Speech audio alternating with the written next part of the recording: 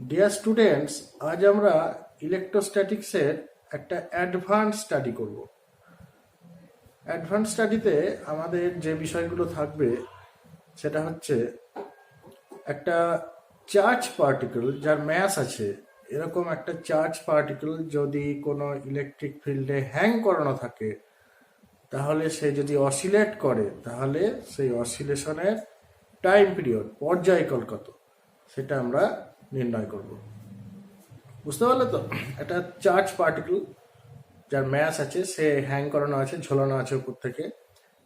ওইখানে কি আছে না, তো একটা ইলেকট্রিক ফিল্ড আছে। হতে পারে সেটা হরাইজেন্টালি, হতে পারে সেটা ভার্টিক্যালি আপওয়ার্ড, হতে পারে সেটা vertically downward, what ever maybe, যাই হোক না কেন, এরকম একটা ইলেকট্রিক ফিল্ডে একটা পয়েন্ট চার্জ যার ম্যাস আছে, যার ভর আছে, সে যদি তাকে যদি আমরা হ্যাং করিয়ে রাখি এবং তাকে যদি আমরা অসিলেশনের সুযোগ দিই, তাহলে সে যে অসিলেশনটা দেবে, সেই অসিলেশনের টাইম পিরিয়ড কত, অর্থাৎ পর্যায়কাল কত, সেটা আমরা নির্ণয় করব। ঠিক আছে?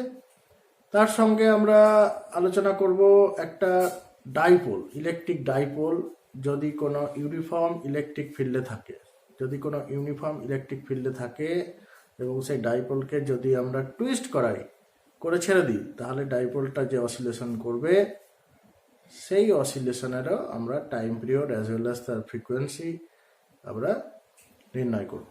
ঠিক আছে? বুঝতে পারলে তো? ধরো এখানে একটা ইলেকট্রিক ফিল্ড আছে ভার্টিক্যালি আপওয়ার্ড, এরকম একটা ইলেকট্রিক ফিল্ড আছে। তো এরকম একটা ইলেকট্রিক ফিল্ডে একটা ডাইপোল, ধরো এই হচ্ছে একটা ডাইপোল, হ্যাঁ। এই ডাইপোলকে যদি আমি রাখি, তাহলে সে কি করবে, সে ইলেকট্রিক ফিল্ড বরাবর তার ওরিয়েন্টেশনটা নেবে প্রথমে, অর্থাৎ সে এরকম ভার্টিক্যালি থাকবে ওপরের দিকে, তাই না? তারপর তাকে যদি আমরা এক্সটার্নাল টর্ক দিয়ে তাকে যদি টুইস্ট করি, তাকে যদি আমরা একটু মোচড় দিই, ঘোরাই, ঠিক আছে, ঘোরানোর পর যদি তাকে আমরা ছেড়ে দিই, তাহলে সে কি করবে, সে আবার তার ইকুইলিব্রিয়াম পজিশন অর্থাৎ সাম্যাবস্থানের দিকে ফিরে যাওয়ার চেষ্টা করবে। ঠিক আছে? কিন্তু সাম্যাবস্থানে ফিরে গিয়ে সে থেমে যাবে না, তার ইনার্সিয়ার জন্য, জাড্ডের জন্য সে কি করবে, আরো কিছুটা টুইস্ট হয়ে যাবে অপর দিকে। তারপরে আবার সে কি করবে, সাম্যাবস্থানে ফিরে আসার চেষ্টা করবে। এইভাবে সে কি করবে না, তো অসিলেট করতে শুরু করবে। ঠিক আছে? তাহলে এই অসিলেশনে আমরা টাইম পিরিয়ড বার করব। ঠিক আছে? এবং লাস্টলি যেটা করব কি না, তো একটা সার্কুলার রিং, ঠিক আছে, এটা মনে করো একটা সার্কুলার রিং, সে ইউনিফর্মলি চার্জড আছে, অর্থাৎ সুষমভাবে আহিত আছে। তাহলে সুষমভাবে আহিত এরকম একটা সার্কুলার রিং এর এটা হলো অক্ষ। এই অক্ষস্থিত কোনো বিন্দুতে, বুঝতে পারছো তো কি বলছি, এটা হলো সার্কুলার রিং। ধরো এটা ইউনিফর্মলি চার্জড আছে, এখানে বিভিন্ন রকম আধান দেয়া আছে। ঠিক আছে? আধানগুলো সুষমভাবে বণ্টিত।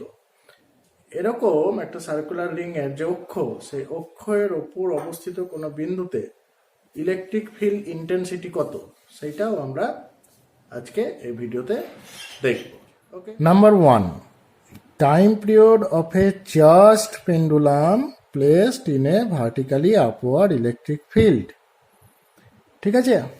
অর্থাৎ পর্যায়কাল নির্ণয় করব একটা আহিত পেন্ডুলামের, যেটা রাখা আছে একটা ভার্টিক্যালি আপওয়ার্ড ইলেকট্রিক ফিল্ডে, অর্থাৎ উলম্বভাবে উপরের দিকে যে ইলেকট্রিক ফিল্ড আছে, সেরকম একটা ইলেকট্রিক ফিল্ডে যদি আমরা একটা আহিত পেন্ডুলামকে রাখি, তাহলে তার পর্যায়কাল কত হবে সেটা আমরা নির্ণয় করব। ঠিক আছে? তোমরা জানো যে সিম্পল হারমোনিক মোশন চ্যাপ্টারে তোমরা ক্লাস 11-এ পড়েছো যে টাইম পিরিয়ডের ফর্মুলা হয় টি ইজিক্যাল টু 2π ইন্টু √L/g বা এ। এখানে কি ত্বরণ, কার্যকর ত্বরণ। ঠিক আছে? বেশ, তাহলে আমরা পেন্ডুলামটা আঁকি। এই হচ্ছে একটা পেন্ডুলাম, যার ভর হচ্ছে m, যার আধান হচ্ছে +q। এরকম একটা পেন্ডুলামকে আমরা থিটা কোণে ইনক্লাইন করে ছাড়বো। ছাড়লে কি হবে, সে এইভাবে আন্দোলিত হতে লাগবে। ঠিক আছে? এইভাবে সে অসিলেট করবে। তো এই অবস্থায় তার উপর কি কি ফোর্স কাজ করছে দেখে নিই। একটা mg নিচের দিকে বল কাজ করবে। ঠিক আছে? আর এখানে কি রয়েছে, এখানে আমার ভার্টিক্যালি আপওয়ার্ড ইলেকট্রিক ফিল্ড রয়েছে। তাহলে কিউ আধানের উপর উপরের দিকে কত বল কাজ করবে? F is equal to Q E, এই পরিমাণ বল কাজ করবে। ঠিক আছে, এটা এফ ই ইলেকট্রিক ফোর্স। ঠিক আছে, তাহলে লব্ধি বল এফ ইজিক্যাল টু কি? MG minus QE, MG minus QE. Okay, therefore কার্যকর ত্বরণ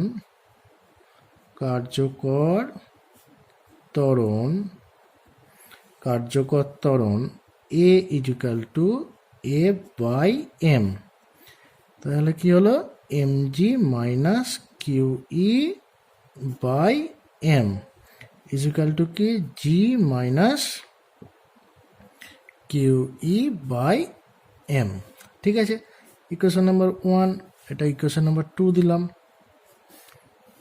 therefore from 1 and 2 implies 1 এবং 2 থেকে কি পাচ্ছি? টি ইজিক্যাল টু কি পাচ্ছি বলো?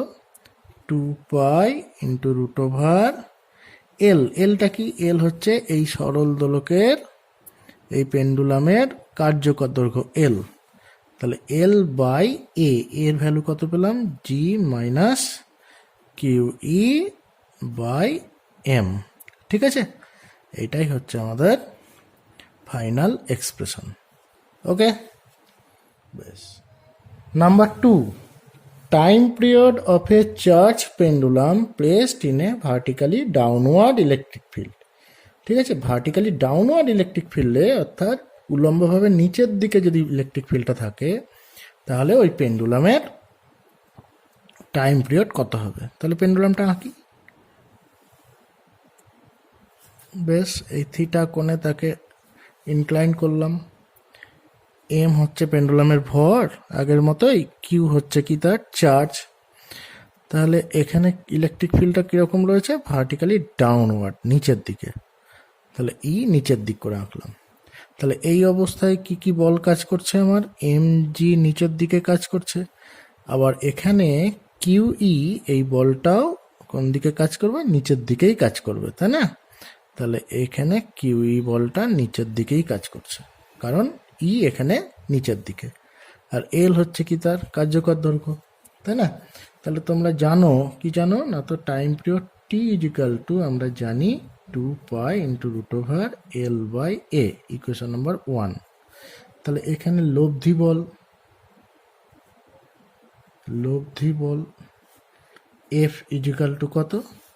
এমজি প্লাস কিউই, একই অভিমুখে রয়েছে, ও নিচের দিকে, ও নিচের দিকে। তাহলে MG plus Q E. Therefore কার্যকর ত্বরণ A is equal to A by M, বলকে ভর দিয়ে ভাগ করলাম, ইজিক্যাল টু তাহলে কত হচ্ছে? G plus Q E by M. Okay, equation number 2 দিলাম। তাহলে 1 and 2 ইমপ্লাইজ 1 নম্বর এবং 2 নম্বর থেকে কি পাচ্ছি? T is equal to 2 pi into root over L by G plus Q E by M. ঠিক আছে, এটাই হচ্ছে আমাদের ওই পেন্ডুলামটির পর্যায়কাল, যখন পেন্ডুলামটি ভার্টিক্যালি ডাউনওয়ার্ড একটা ইলেকট্রিক ফিল্ডে রয়েছে। Okay, number 3, time period of a charge pendulum placed in a horizontal electric field. ঠিক আছে, তাহলে এই হচ্ছে আমাদের সিম্পল পেন্ডুলামটা। এখানে একটা হরাইজন্টাল ইলেকট্রিক ফিল্ড রয়েছে, অনুভূমিক তড়িৎ ক্ষেত্র। ঠিক আছে, সিম্পল পেন্ডুলামের কার্যকর দৈর্ঘ্য কত? এল। এর উপর কি পরিমাণ বল কাজ করছে? এমজি।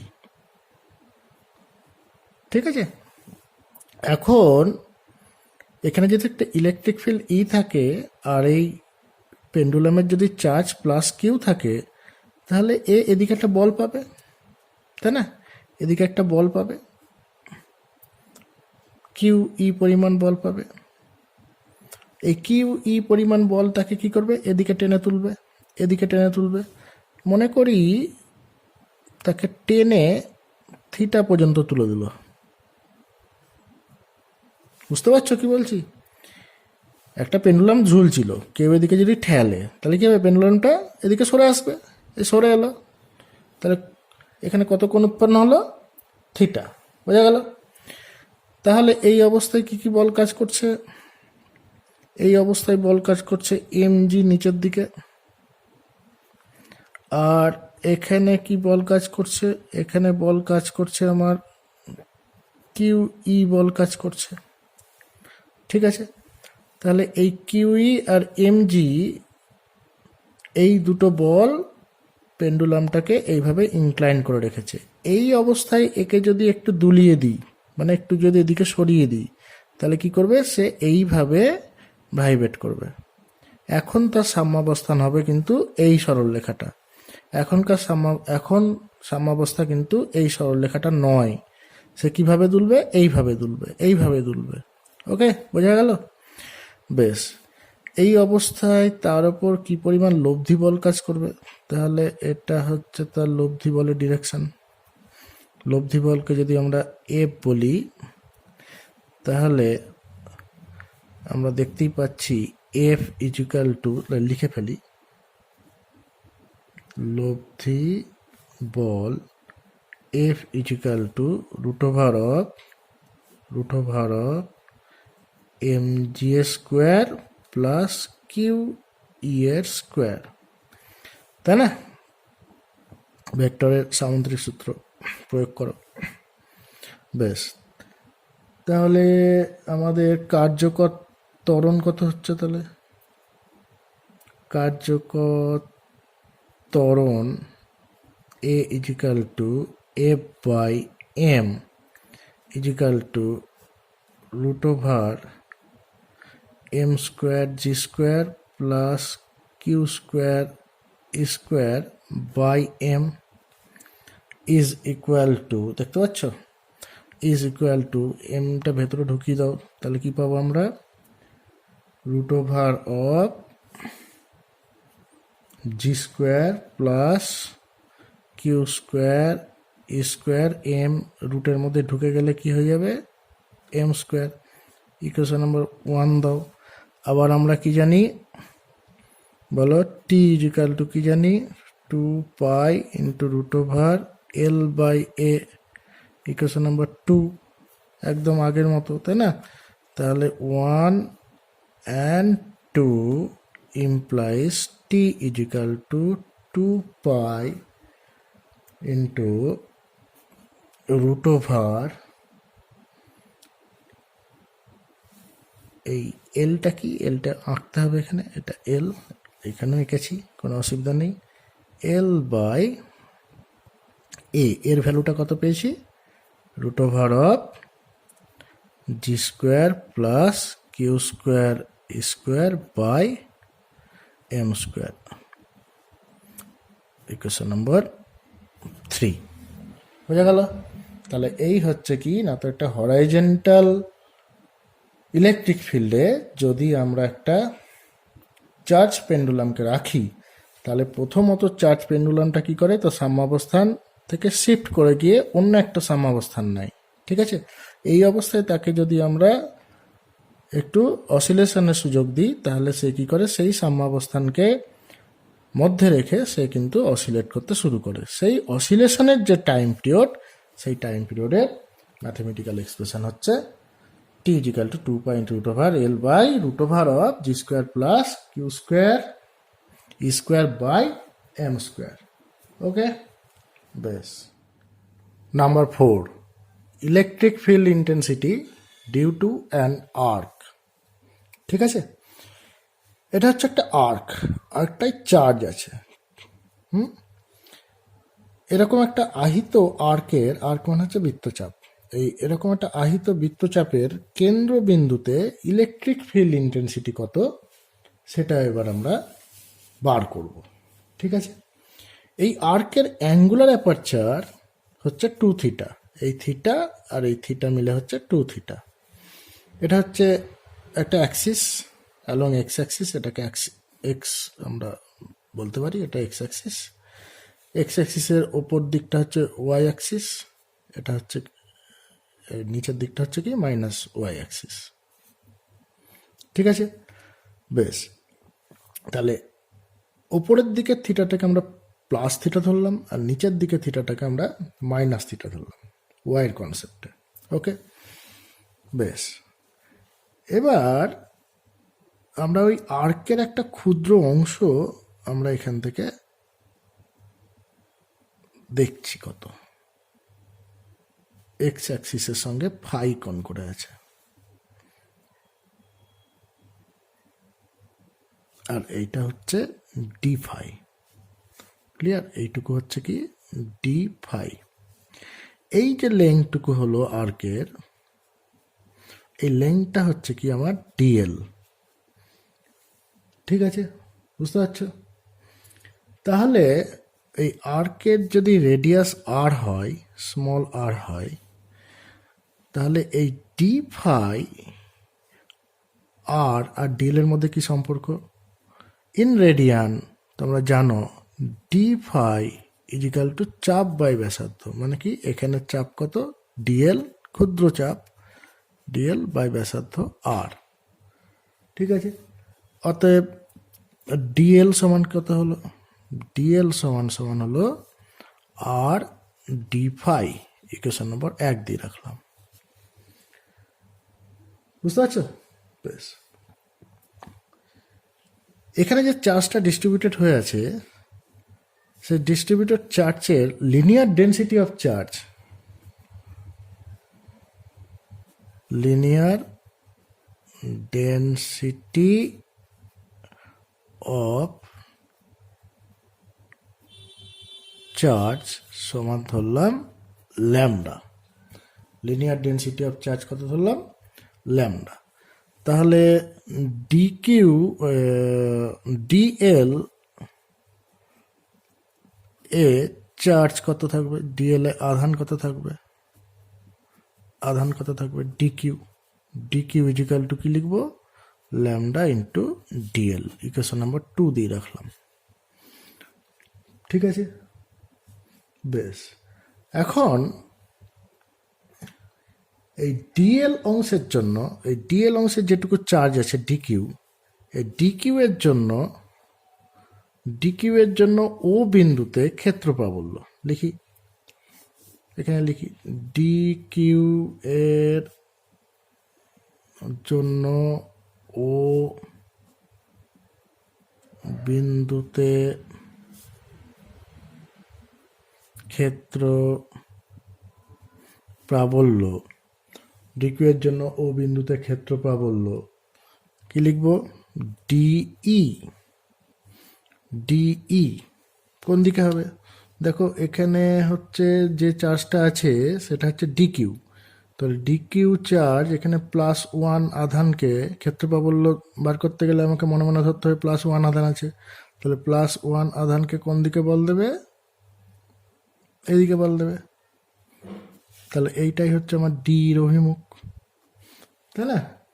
তাহলে ডিই ইজিক্যাল টু কি লিখবো? 1/4 শূন্য মাধ্যম ধরছি epsilon nought into DQ by দূরত্ব কত? R square. ঠিক আছে, ইজ ইকুয়াল টু, একটু সিম্পলিফাই করি, 1/4 এপসাইলন নট ডিকিউ মানে কত? Lambda DL by R square. বুঝতে পারছো? বেশ। আবার ডিএল মানে কি জানো? R D phi is equal to 1/4 epsilon nought lambda DL মানে হচ্ছে কি না তো R D phi by R square. কোথা থেকে কি পেয়েছো একটু বলে দিতে হবে। ফ্রম 2, এখান থেকে কি পেল? কোথা থেকে পেয়েছি? ফ্রম 1। ওকে, তাহলে আমরা কি পাচ্ছি? ডিই সমান পাচ্ছি তোমার 1/4πε0 lambda R D phi by R square. তাহলে একটা আর ক্যান্সেল করে দিই, 1/4πε0 lambda D phi by R, equation number 3 দিয়ে রাখলাম। এবার এটা যদি ফাই হয়, অবভিয়াসলি বিপ্রতীপ কোণ এটা ফাই, তাহলে ডির এই দিক বরাবর উপাংশ ডিই এক্স কত হবে? তাহলে আমরা লিখি ডিই এক্স মানে হচ্ছে কি d E cos phi, d E cos phi, তাই না, ইজ ইকুয়াল টু ডির ভ্যালু কত, 1/4πε0 lambda D phi by r into cos phi. ঠিক আছে, একটু ভদ্র করে লিখি, 1/4πε0 lambda by r cos phi d phi. ঠিক আছে, ইকুয়েশন নাম্বার 4 দিয়ে রাখলাম। এটা কোথা থেকে পেয়েছি? ফ্রম 3।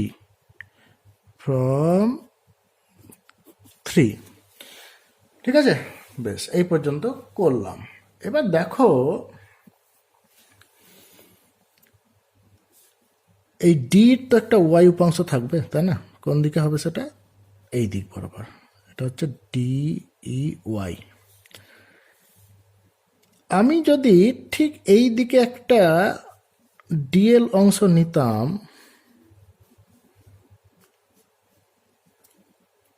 এই কোণটাও যদি ফাই হতো আর এই কোণটাও যদি ডি ফাই হতো, তাহলে এই এল এর জন্য, এই ডিএল এর জন্য যে আধান ডিকিউ, তার জন্য এই দিকে একটা আমি কি পেতাম, এটাও ফাই হতো, আর একটা ডি পেতাম। ঠিক আছে, তাকেও আমি দুটো উপাংশে ভাঙতে পারতাম। একদিক এই দিক বরাবর কি পেতাম না, তো ডিই এক্স, আর এই দিক বরাবর কি পেতাম, ডিই ওয়াই। এই ডি ওয়াই আর ডি ওয়াই এই দুটো কি হতো না, তো পরস্পর সমান এবং বিপরীতমুখী, সেই জন্য এরা কি করতো, পরস্পরকে ক্যান্সেল আউট করে দিত। তাহলে শুধুমাত্র আমাদের কোন উপাংশটা পড়ে থাকতো, along x axis d E x উপাংশটাই পড়ে থাকতো। ঠিক আছে, বুঝতে পারলে? তাহলে আমরা লিখতে পারি প্রতিসাম্যের জন্য,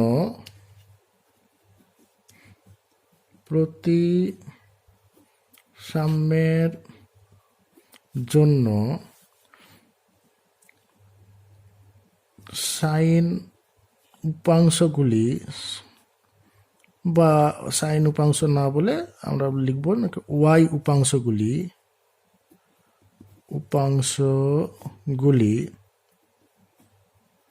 মানে কি ডিই ওয়াই পরস্পরকে প্রশমিত করে।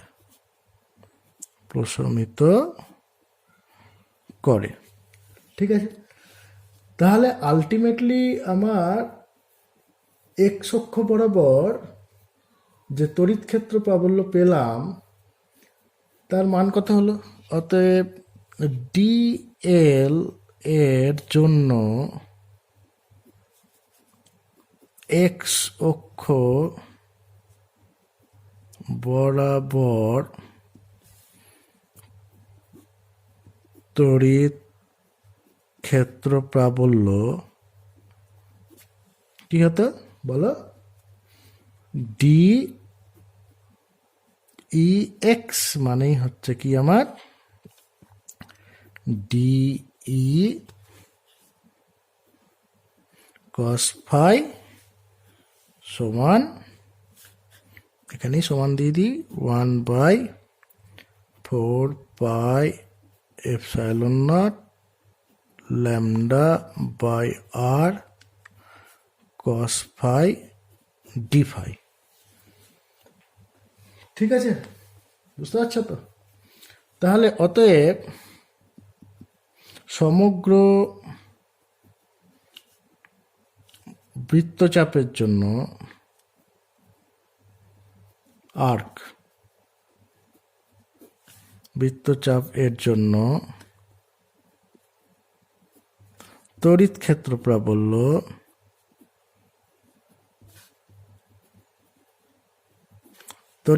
প্রাবল্য ই মানেই হচ্ছে কি না তো ডিইএক্স উপাংশগুলোর ইন্টিগ্রেশন, ডিইএক্স। ঠিক আছে, ইন্টিগ্রেশনের লিমিট কতটা? লিমিট বসালাম lower limit minus theta two plus theta equal to minus theta two plus theta d x এর ভ্যালু কি 1/4πε0 lambda by r cos phi d phi. কনস্ট্যান্টগুলোকে ইন্টিগ্রেশনের বাইরে নিয়ে চলে এসো। কি কনস্ট্যান্ট বুঝতেই পারছো, 1/4πε0 constant, lambda constant, r constant বাইরে বেরিয়ে এলো, minus theta two plus theta cos phi d phi integration করে ফেলি 1/4πε0 দেখতে পাচ্ছ, lambda by r cos phi integration হচ্ছে কত, sine phi minus theta two plus theta is equal to 1/4πε0 lambda by r sine এর লিমিটটা বসিয়ে দিই, sine theta minus of sine minus theta is equal to কি পাচ্ছি তাহলে 1/4πε0 lambda by R 2 sine theta, therefore E is equal to 1/4πε0 2 lambda by r sine theta. এটাই হচ্ছে একটা আর্কের যার অ্যাপারচার হচ্ছে কত 2 থিটা, তার জন্য কেন্দ্রবিন্দুতে, ওই আর্কের কেন্দ্রবিন্দুতে তড়িৎ ক্ষেত্র প্রাবল্যের রাশিমালার ফাইনাল এবং জেনারেল এক্সপ্রেশন হচ্ছে কি এইটা 1/4πε0 2 lambda by r into sine theta, equation number 5। ঠিক আছে, এই ইকুয়েশনটাকে আমরা ব্যবহার করে কয়েকটি কেস আমরা দেখে নিই। কেস 1, এটা একটা কোয়ার্টার সাইকেল। ঠিক আছে, একটা বৃত্তের 1/4 ভাগ, এই আর্কটা হচ্ছে একটা বৃত্তের 1/4 ভাগ। ঠিক আছে, তো এটা যদি চার্জড হতো, হ্যাঁ, ইকুয়ালি ডিস্ট্রিবিউটেড থাকতো, সুষমভাবে আহিত থাকতো, তাহলে তার কেন্দ্রে তড়িৎ ক্ষেত্র প্রাবল্যের রাশিমালা কত হতো? ঠিক আছে, তাহলে আমরা কি করব, আমরা একদম আর্কের মাঝখান থেকে একটা লাইন টানবো এবং এই লাইনটাকে এক্সটেন্ড করব এবং এই দিকেই হবে কি আমাদের ওই আর্কটার জন্য তড়িৎ ক্ষেত্র প্রাবল্যের অভিমুখ। ক্লিয়ার? তাহলে এই আর্কটার কি না তো অ্যাঙ্গুলার অ্যাপারচার কত বলো? এর অ্যাঙ্গুলার অ্যাপারচার হচ্ছে 90 ডিগ্রি, তাই না? তাহলে এক্ষেত্রে 2 থিটা সমান কত আমার 90 ডিগ্রি, তাহলে থিটা ইজ ইকুয়াল টু কত 45 ডিগ্রি। বোঝা যাচ্ছে? বুঝতে পারছো? তাহলে এই কোণটা হচ্ছে কত 45 ডিগ্রি, এই কোণটা কত হচ্ছে 45 ডিগ্রি। তাহলে আমরা জানি যে কোনো ক্ষেত্রে, যে কোনো আর্কের ক্ষেত্রে তড়িৎ ক্ষেত্র প্রাবল্যের রাশিমালা হয় 1/4πε0 2 lambda by r into sine theta. এখানে থিটা কত 45 ডিগ্রি। তাহলে এক্সপ্রেশন কি হয়ে গেল 1/4πε0 2 lambda by r sin 45 এর মান হচ্ছে 1/√2। therefore E is equal to 1/4 pi epsilon naught √2 lambda by r। ওকে, এটাই হচ্ছে কি আমাদের একটা কোয়ার্টার সাইকেলের জন্য তার কেন্দ্রবিন্দুতে ক্ষেত্র প্রাবল্যের রাশিমালা। ওকে, কেস 2, আমাদের আর্কটা যদি বৃত্তচাপটা যদি একটা সেমি সার্কেল হতো, মানে অর্ধবৃত্ত হতো, তাহলে এর অ্যাঙ্গুলার অ্যাপারচার 2θ সমান কত না তো 180 degree. Therefore theta is equal two কত 90 ডিগ্রি। ঠিক আছে, তাহলে এর মধ্যবিন্দু হচ্ছে এইটা, তাহলে এই কোণটা হচ্ছে 90 ডিগ্রি আর এই কোণটা হচ্ছে কত 90 ডিগ্রি। তাহলে এই হচ্ছে আমাদের ওই আর্কের মিড পয়েন্ট, তাই না? এই মিড পয়েন্টের এই রেখাটাকে এক্সটেন্ড করলে কি হবে, এই দিক বরাবরই আমাদের এর অভিমুখ পাওয়া যাবে। তাহলে এর আমাদের এক্সপ্রেশন কি হবে, ফর্মুলায় বসাবো 1/4 পাই এপসাইলন নট, কি ফর্মুলা আছে 2 lambda by r into sine কত ডিগ্রি, থিটা কত এখন 90 ডিগ্রি, সাইন 90 মান কত 1। তাহলে কি হয়ে গেল, E is equal to 1/4 pi epsilon naught 2 lambda by r. ঠিক আছে, বুঝতে পারলে? কেস 3, আরেকটা যদি এতটা হতো, মানে 90 + 90 + 90 মানে কত 270 ডিগ্রি হতো, তার অ্যাঙ্গুলার অ্যাপারচার 2θ মানে কত 270 degree. Therefore theta is equal to 270 degree by 2। তাহলে কত হচ্ছে আমার 135 ডিগ্রি, মানে হচ্ছে 90 + 45 ডিগ্রি, তাই না? এরকম যদি হতো, তাহলে ও বিন্দুতে তার কেন্দ্রে কি চাই আমার, ই এর মান কত সেটা চাই। তাহলে এই গোটা অ্যাঙ্গুলার অ্যাপারচারকে হাফ করতে হবে, মানে মিড পয়েন্ট আমরা দেখলাম, মিড পয়েন্ট থেকে ওকে যোগ করে এটাকে এক্সটেন্ড করলাম, তাহলে এই দিকটাই হচ্ছে আমার কি এর অভিমুখ। ওকে, তাহলে এই কোণটা কত, এই কোণটা হচ্ছে 90 ডিগ্রি প্লাস 45 ডিগ্রি বা 135 ডিগ্রি, বা এটাও বলতে পারো তাই। 90 + 45 ডিগ্রি। তাহলে আমাদের যে ফর্মুলা, সেই ফর্মুলা কি তোমরা জানো, E is equal to 1/4 pi epsilon naught 2 lambda by r, r মানে এখানে ব্যাসার্ধ, প্রত্যেকটার ব্যাসার্ধ 4, আর ইন্টু সাইন কত ডিগ্রি লিখবো 90 ডিগ্রি প্লাস 45 ডিগ্রি। তাহলে কত হচ্ছে 1/4 pi epsilon naught 2 lambda by r. Second কোয়াড্রেন্টে গেল এবং cos 45 হলো, তাহলে cos 45 degree is equal to 1/4 pi epsilon naught 2 lambda by r into 1/√2। therefore E is equal to 1/4 pi epsilon naught √2 lambda by r.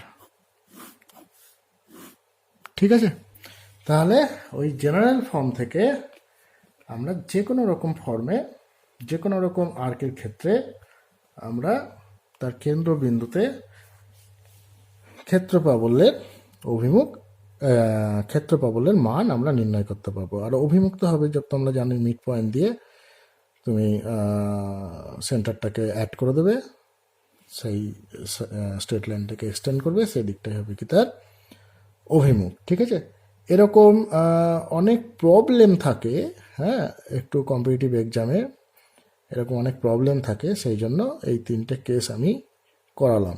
ঠিক আছে, বোঝা গেল? বেশ। Number 5, electric field intensity on a axial point of A uniformly charged ring. ঠিক আছে, এটা হচ্ছে একটা ইউনিফর্মলি চার্জ রিং, সুষমভাবে আহিত একটি রিং। হুম। আর এই হচ্ছে তার সেন্টার, এটা হচ্ছে তার অ্যাক্সিস। এই অ্যাক্সিসের ওপর কোনো পয়েন্টে ই কত সেটা বার করতে হবে, ইলেকট্রিক ফিল্ড ইন্টেন্সিটি কত সেটা বার করতে হবে। ঠিক আছে, তো এই রিংটার রেডিয়াস নিলাম আর। হুম। আচ্ছা, এখানে একটা ক্ষুদ্র অংশ আমরা কল্পনা করলাম, সেটা হলো ডিএল। তাহলে রিংটার টোটাল এল মানে হচ্ছে পরিধি, পরিধি এল মানে হচ্ছে 2πr।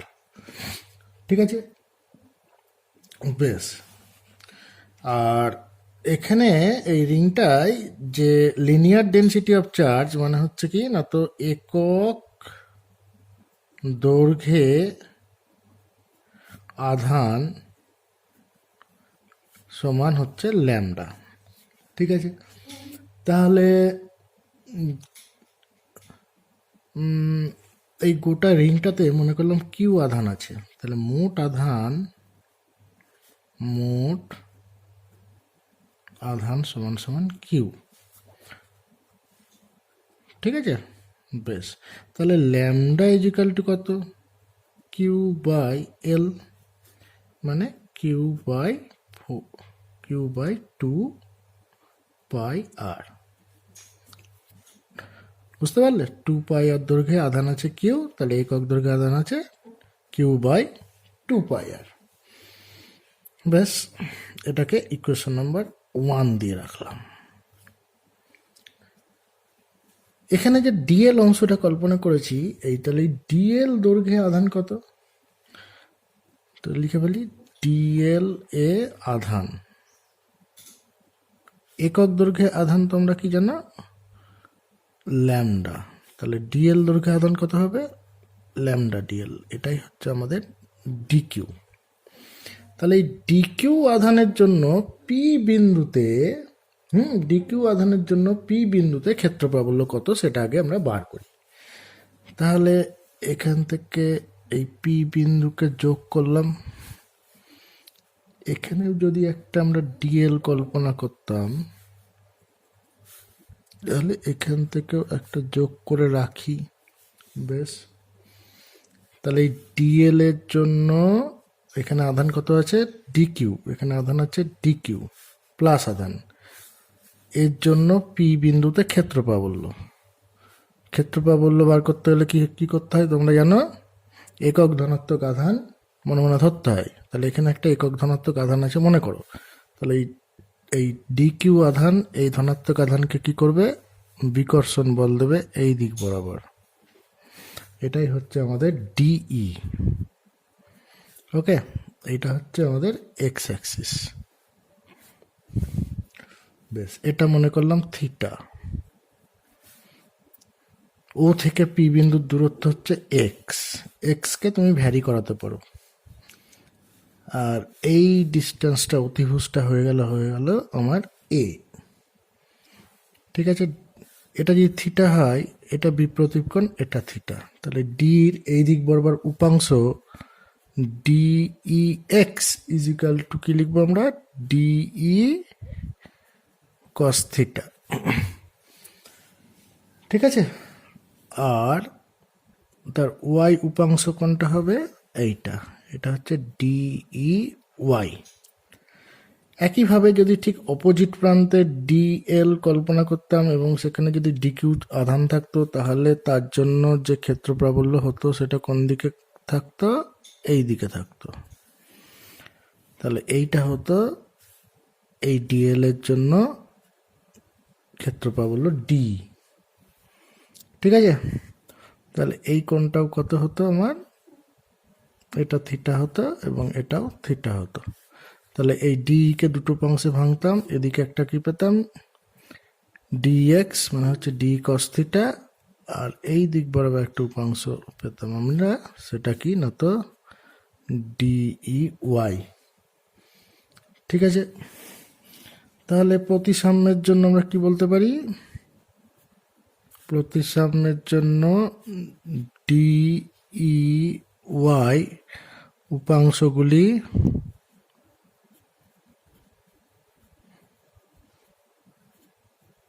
উপাংশগুলি পরস্পরকে প্রশমিত করবে, তাই না? প্রশমিত করবে, তাই তো? তাহলে আমরা কি বলতে পারি না, তো ডি কিউ আদানের জন্য পি বিন্দুতে ক্ষেত্র প্রাবল্য লিখি, ডি কিউ এর জন্য যেটা ডিএল এ আছে, পি বিন্দুতে ক্ষেত্র প্রাবল্য কি না, তো ডিই যেটা এখানে লিখেছিলাম, ডিই এই যেটা ডিই ইজিক্যাল টু 1/4πε0 শূন্য মাধ্যম ধরছি, ডিকিউ বাই এটা দূরত্ব হচ্ছে এস, তাহলে এস স্কোয়ার। ঠিক আছে, বেশ, ইজ ইকুয়াল টু 1/4πε0 ডিকিউ মানে কি দেখো, ডিকিউ মানে হচ্ছে ল্যামডা ডিএল, আছে না? এটা কিউশন নাম্বার 2 দিয়ে রাখো। তাহলে এখানে লিখে রাখি ডিকিউ এর জায়গায় lambda DL by a square. ঠিক আছে, অতএব ডিই এক্স, তার এক্স উপাংশটা কি না, তো ডিই কস থিটা মানেই হচ্ছে 1/4πε0 lambda DL by a square cos theta. Cos থিটার ভ্যালুটা দেখো এই ত্রিভুজ থেকে, এটা তো অতিভুজ, এটা হচ্ছে ভূমি, তাহলে ভূমি বাই অতিভুজ মানে হচ্ছে এক্স বাই এ, তাহলে কি লিখবো, এক্স বাই এ। ঠিক আছে, therefore d E x is equal to 1/4πε0 lambda dl x by a cube। ঠিক আছে, বুঝতে পারছো? অতএব সমগ্র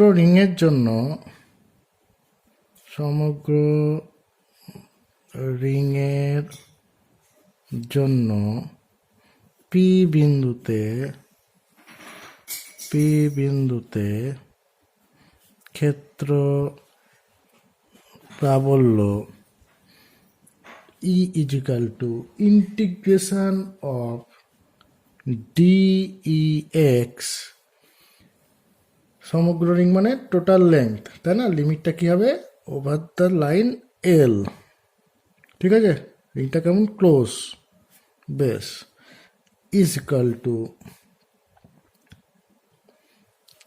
close line integral over the line l 1/4πε0 d x এর ভ্যালুটা বসাচ্ছি, ল্যামডা, আচ্ছা এক্সটাকে আগে লিখি এক্স বাই এ কিউ, ডিএলটাকে একটু পরে লিখলাম ডিএল। ঠিক আছে, বেশ, ইজ ইকুয়াল টু পাশেই লিখছি, যেগুলো কনস্ট্যান্ট সেগুলোকে বাইরে বার করে দাও, 1/4πε0 বাইরে বেরোলো, ল্যামডা বাইরে বেরোলো, এগুলো সব কনস্ট্যান্ট। আচ্ছা এক্স তুমি এই বিন্দুতে বার করছো, সেক্ষেত্রে এক্স কিন্তু কনস্ট্যান্ট হয়ে গেছে, কাজে কাজে এক্সকে বাইরে বার করে দাও। এই বিন্দুতে থাকার জন্য এগুলোও কনস্ট্যান্ট, কাজে কাজে এ কিউবকেও বাইরে বার করে দিলাম। তাহলে শুধু পড়ে থাকলো close line integral over the line L DL is equal to 1/4πε0 lambda x by a cube, DL এর ইন্টিগ্রেশন করলে কত পাবো, এল পাবো, is equal to 1/4πε0 lambda x by a cube, DL এর ভ্যালু কত, এল এর ভ্যালু কত, 2π r, পরিধি 2π r। ঠিক আছে, বেশ, is equal to 1/4πε0 epsilon naught, এই ল্যামডার মানটা কত গো? ল্যামডার মান হচ্ছে q by two pi r. তাহলে q by two pi r লিখলাম। আচ্ছা, ওপরে কি আছে? ওপরে এক্স আছে, নিচে a cube into two pi r is equal to two pi cancel out. তাহলে কত হচ্ছে? 1/4 পাই এপসাইলন নট, এখানে থাকছে q x by a cube is equal to 1/4 epsilon naught qx। a cube মানে কি? এ মানে কি root over of x square plus r square, তাই না? X square plus r square root over of, তার মানে এ কিউব মানে হচ্ছে r square plus x square, এর রুট মানে হচ্ছে হাফ ইন্টু পাওয়ার 3/2। ঠিক আছে, বুঝে গেল? তাহলে আমরা final expression E is equal to পেলাম 1/4 epsilon naught q x by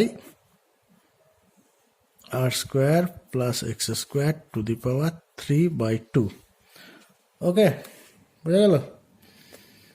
এবার ইকুয়েশন একটা নাম্বার দাও, এর ইকুয়েশন নাম্বার 3।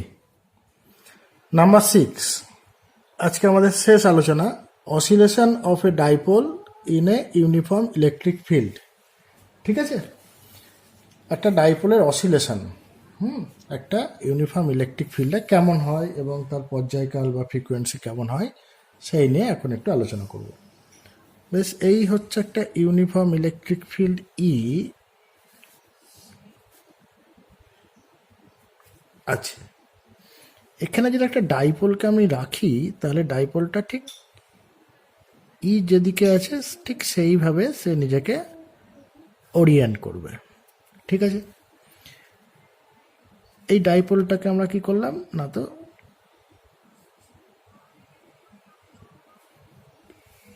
একটু টুইস্ট করলাম, এক্সটার্নাল টর্ক দিয়ে তাকে আমরা সাম্যাবস্থান থেকে একটু ডিফ্লেক্ট করলাম। ঠিক আছে, কি পরিমাণ ডিফ্লেক্টিং টর্ক দিয়েছি সব বলছি। এই যে ডাইপোল, এই ডাইপোলের দুটো পোলের ম্যাস হচ্ছে এম, এটা এম, এটা এম। এখানে চার্জ আছে মাইনাস কিউ, এখানে চার্জ আছে প্লাস কিউ। তাহলে ডাইপোলের ওপর ইলেকট্রিক ফিল্ডের জন্য ওপরের দিকে কিউ ই একটা ফোর্স কাজ করবে, আর নিচের দিকে কিউ ই আর একটা ফোর্স কাজ করবে। কতটুকু ডিফ্লেক্ট করেছি আমি? থিটা অ্যাঙ্গেলে ডিফ্লেক্ট করেছি। থিটা খুব ক্ষুদ্র ধরলাম। ঠিক আছে, ডাইপোলটাকে আমরা ডিফ্লেক্ট করেছি এক্সটার্নাল টর্ক দিয়ে। তাহলে ডিফ্লেক্টিং টর্ক কত? আচ্ছা, ডাইপোলের লেন্থ কত? ডাইপোলের লেন্থ হচ্ছে এল ধরলাম, 12ও ধরতে পারো। বেশ, এক্ষেত্রে আমাদের ডিফ্লেক্টিং টর্ক কত? যেটা যে টর্ক দিয়ে এক্সটার্নাল টর্ক,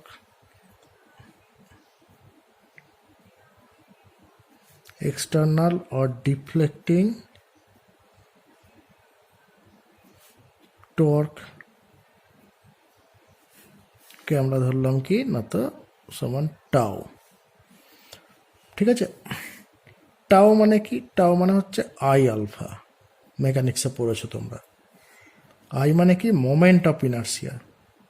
তো এর ম্যাস পয়েন্ট কটা আছে? দুটো ম্যাস পয়েন্ট আছে। তাহলে দুটো ম্যাস পয়েন্টের moment of inertia, moment of inertia scalar রাশি। তাহলে এর মোমেন্ট অফ ইনার্সিয়া কত? এই ম্যাসটা কত ব্যাসার্ধের বৃত্তাকার পথে ঘুরছে? L/2। তাহলে মোমেন্ট অফ ইনার্সিয়া কি হয়? M R square. তাহলে আর বলতে এখানে কত? L/2। তাহলে কি লিখবো? এম L/2 এর স্কোয়ার। তাহলে এর জন্য মোমেন্ট অফ ইনার্সিয়া হচ্ছে এম এল বাই টু এর স্কোয়ার। এর জন্য মোমেন্ট অফ ইনার্সিয়া কত? এর জন্য মোমেন্ট অফ ইনার্সিয়া হচ্ছে এম এল বাই টু এর স্কোয়ার। এল বাই টু কেন হলো বুঝতে পারলে তো? এই ম্যাচটা কোন বৃত্তাকার পথে ঘুরছে? এই বৃত্তাকার পথে ঘুরছে, সেই বৃত্তের ব্যাসার্ধ কত? আর। আর মানে কি আমার এল বাই টু, সেই জন্য এম আর স্কোয়ারের জায়গায় m l by two s করলাম। ঠিক আছে, এটার জন্য কি m l by two square. আর এগুলো কি স্কেলার রাশি, তাহলে টোটাল মোমেন্ট অফ ইনার্সিয়া কত হলো? যোগ। তাহলে আয়ের এটা হলো total value into alpha. Okay, simplify করো। M l square by four plus m l square by four into alpha. Alpha মানে কি? আলফা মানে কৌণিক ত্বরণ, তাই না? বেশ, তাহলে m l square by four plus m l square by four মানে হচ্ছে m l square by two into alpha. Equation number 1 দিলাম। ঠিক আছে, এই টর্ক দিয়ে তাকে আমরা ডিফ্লেক্ট করেছি। ঠিক আছে, বুঝতে পারছো? আমরা কি করেছিলাম? আমরা একে ক্লকওয়াইজ ঘুরিয়েছিলাম, আর এই দুটো বল কি করার চেষ্টা করছে? এই দুটো বল তাকে অ্যান্টি ক্লকওয়াইজ ঘোরানোর চেষ্টা করছে। তাহলে এই কিউ ই এই একজোড়া বল দুটো যে কাপল তৈরি করছে, সে কাপল ওই ডাইপোলকে কি করছে না, তো অ্যান্টি ক্লকওয়াইজ ঘুরিয়ে তাকে এই অবস্থায় আনার চেষ্টা করছে। তার মানে তাকে পূর্বের অবস্থায় রেস্টোর করছে। সেই জন্য এই টর্ককে আমরা বলবো কি? Restoring torque. ঠিক আছে, তাহলে আমরা রেস্টোরিং টর্ক লিখব। লিখি রেস্টোরিং টর্ক।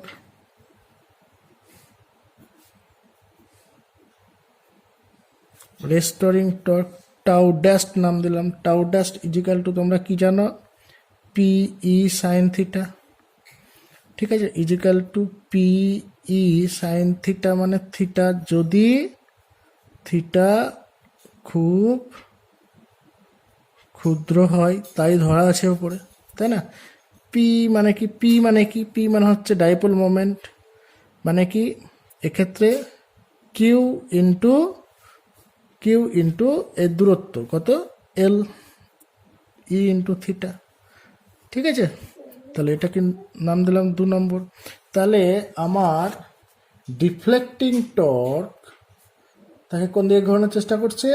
এক্সটার্নাল টর্ক তাকে কোন দিকে ঘোরানোর চেষ্টা করছে? ক্লকওয়াইজ। তাহলে ক্লকওয়াইজ টর্কের ডিরেকশন কোন দিকে? টর্ক তো হচ্ছে কি axial vector.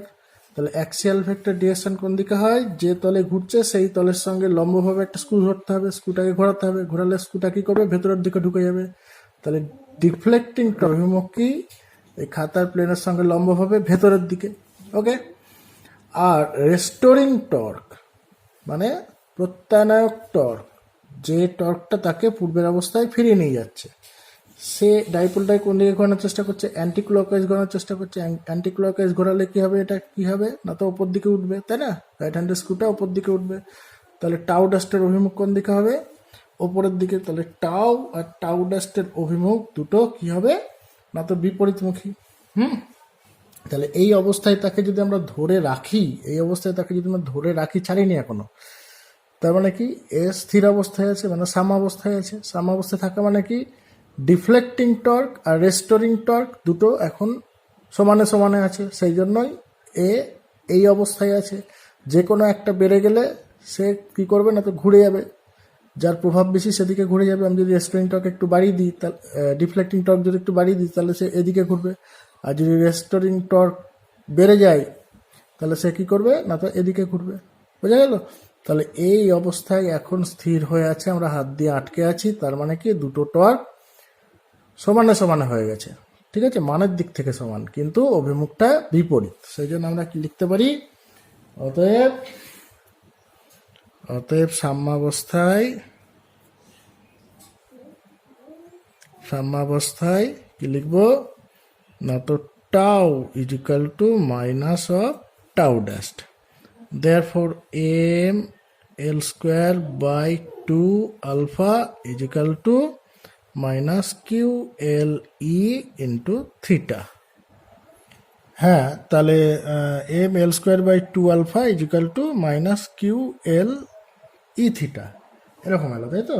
or alpha is equal to minus 2QL E theta by ML square is equal to minus 2QE by ML into theta. এটাকে ইকুয়েশন নম্বর 3 দাও। ঠিক আছে, আবার আমরা কি জানি, আবার আলফা ইজ ইকাল টু জানি মাইনাস ওমেগা স্কোয়ার থিটা মেকানিক্সে, তাই না, যেখানে omega angular frequency. Equation number 4 দিলাম এটাকে। তাহলে 3 and 4 ইমপ্লাইজ, কি ইমপ্লাই করছে না, তো omega square is equal to 2QE by ML। Therefore, omega is equal to root over 2QE by ML. Therefore, 2 pi by T is equal to root over 2QE by ML. Therefore, T is equal to কি লিখব, 2 pi into root over of ML by 2QE। ওকে, এটা হচ্ছে কি একটা ডাইপোলের অসিলেশনের time period যদি সে একটা uniform electric ফিল্ডে অবস্থান করে। ঠিক আছে, বেশ।